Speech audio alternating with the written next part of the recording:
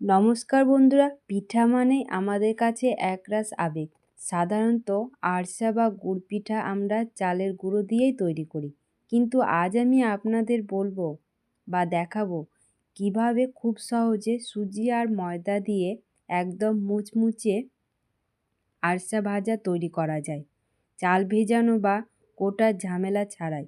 এই পিঠাটি ঝটপট বানানো সম্ভব আর খেতেও হয় অসাধারণ। 1 কাপ সুজি, আধ কাপ ময়দা, যাতে পিঠাটা নরম ও ব্লাইন্ডিং ভালো হয়। পরিমাণ মতো গুড় বা চিনি, তবে গুড় দিলে আসল স্বাদ পাওয়া যায়। এখন শীতকালে খেজুর গুড় বেশি পাওয়া যায় আর খেতেও দুর্দান্ত লাগবে। আর সামান্য মৌরি আর 1 চিমটি লবণ, আর তার সঙ্গে এলাচ গুঁড়ো 2-1টা। তো তোমরা জানাবে যে খেজুর গুড় খেতে কার কার ভালো লাগে। আমার তো খুব ভালো লাগে। খেজুর গুড়ের সব কিছুই খেতে ভালো লাগবে। এখন শীতকাল মানে খেজুর গুড়।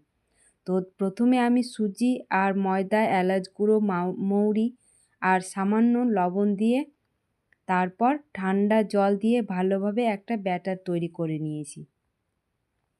তারপর আমি আধ ঘন্টা মতো সেটাকে ঢাকা দিয়ে রেখেছিলাম। আধ ঘন্টা পর ঢাকা খুলেই আরেকটু ব্যাটারটা ভালো করে গুলিয়ে নিলাম। ওপরে কয়েকটা তিল ছড়িয়ে দিলে দেখতেও যেমন সুন্দর লাগে, খেতেও তেমন মুচমুচে হয়। তবে আমি তিল দিইনি, কারণ আমার কাছে তিল ছিল না। আপনারা চাইলে দিতে পারেন।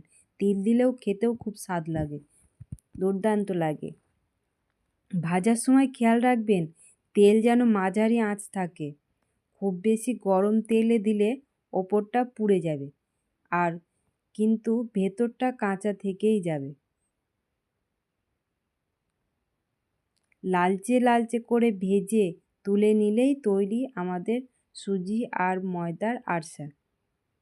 তো শীতকালে এইসব ভাজা, তারপর পিঠে, গুড় দিয়ে বানানো সমস্ত কিছুই খেতে খুব ভালো লাগে।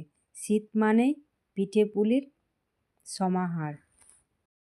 আর দেখুন বন্ধুরা, বাইরে কেমন মুচমুচে হয়েছে আর ভেতরটা কেমন নরম হয়েছে, দেখতেও কত সুন্দর লাগছে। আর ভেতরটা নরম, খেতেও সুস্বাদু লাগবে। বিকেলে চায়ের আড্ডা বা হুট করে আসা অতিথি আপ্যায়নে এর জুড়ি নেই। সবচেয়ে বড় সুবিধা হলো এটি বায়ুরোধী। বয়ামে ভরে রাখলে বেশ কয়েকদিন ভালো থাকে। তো আর দেরি কেন বন্ধুরা, আজই বাড়িতে বানিয়ে ফেলুন খুব সহজেই সুজি আর ময়দা দিয়ে আরসে ভাজা। আমার এই ভিডিওটা কেমন লাগলো অবশ্যই কমেন্টে জানাবেন।